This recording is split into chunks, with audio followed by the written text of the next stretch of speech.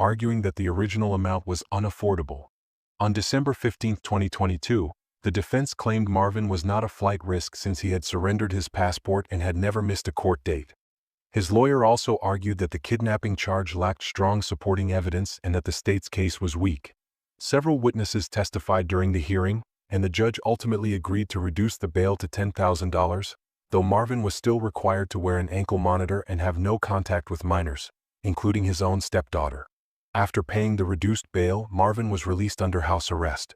But because of the restrictions, he was required to live separately from his family. To his relatives and even to Shinera, Marvin continued to insist that he was innocent, a man wrongfully accused of crimes he didn't commit. Only a few months later, everything began to unravel. Marvin struggled with the financial pressure of maintaining his life under house arrest, while Shinera faced increasing hardships trying to care for their children alone. In 2023, the average cost of renting an apartment in Las Vegas ranged from $1,100 to $1,400 per month, depending on the neighborhood, a heavy burden for a single mother trying to make ends meet.